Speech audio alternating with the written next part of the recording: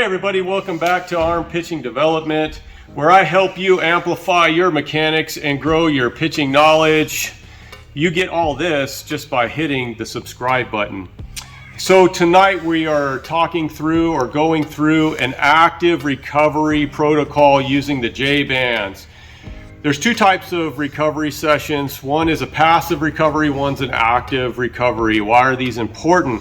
One, the passive recovery, which is in normal terms your rest recovery. When you sleep, you're resting. When you're on the couch, hanging out, watching TV, that is a passive recovery. That's important for muscle growth, bringing your muscles back to allow you to perform the next day or in the future. An active recovery actually helps in performance as well and bouncing back your next day or your next future days, in that the movements or the restriction of parts and putting tension on your joints or your muscles actively promotes blood flow through those parts of your body, and the blood flow promotes healing, starts that process for you. So we like to do an active recovery and then into passive recovery. So let's go into J-band holds is what we're working on. These are posterior driven, and we do have a couple of anterior holds as well that I'll show you tonight. So once you get your cuffs on your bands, if you don't have the bands with the cuffs on them, that's all right. You can use just the singular tubes or tubes with just the hooks on them. However, I don't like the wrist tension that it puts, and it also kind of constricts the range of motion that we're trying to reach with these movements. So on posterior side is all back side of the shoulder driven. The first one we're going to do is a T. So simply put, we're going to want slack in the band here, and we're going to start in close, and we're going to find our form on the T. So on the T in all these movements from the posterior side, I want to pinch my shoulder blades together. So we're going to find our form and then work into resistance and then work back. Once we find that resistance point, we're going to sit here and hold the exercise or activity here.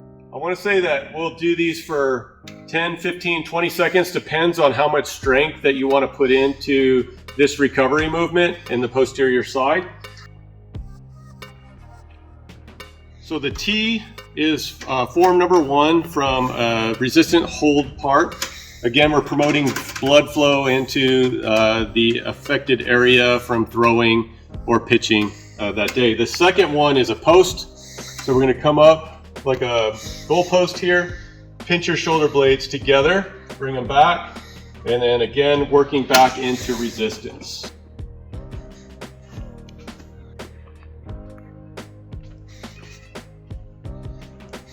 Comfortably, once you find your stopping point, once you start to lose your form, your elbows start to drop or you start to release the band forward, that's when you need to really be done with the hold process. On number three, we're going to go into a Nelson hold. So we're going to take our thumbs up into an L. We're going to put them just outside of our ears here. And then we're going to pinch our shoulder blades back and with a little bit height, keeping our elbows elevated. And then again, back, walking into the resistance. Form number four on our J-band hold process for recovery is no money hold. So we're going to keep our elbows in on this one, our palms up, and then we're going to work back into our shoulder blades here, and then back into resistance. Good. Once you get that, you get a nice comfortable burn. Again, you don't want to feel like you've over-exhausted the muscle. You just want a nice little burn or a nice little fatigue to it. Relax, come back out.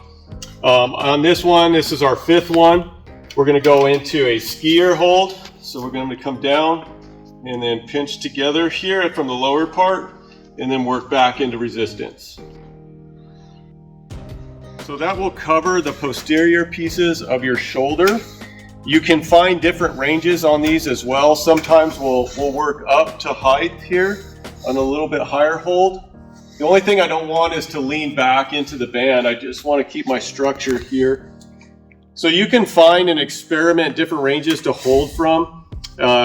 Our experience here at the Academy is that the guys actually really enjoy doing the band holds in part of their recovery process after they pitch or after they throw actively, and then working into their passive recovery.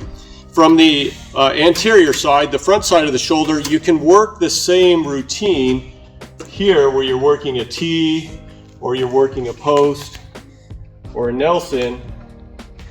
Again, if you feel fatigued in the front side of your shoulder, or again, you can find different ranges as well. You can also work actively through movement and promote blood flow back into those muscles and into those joints. So just remember, after you throw, having an active recovery is important to promote blood flow and help bring the muscle back into a more natural state.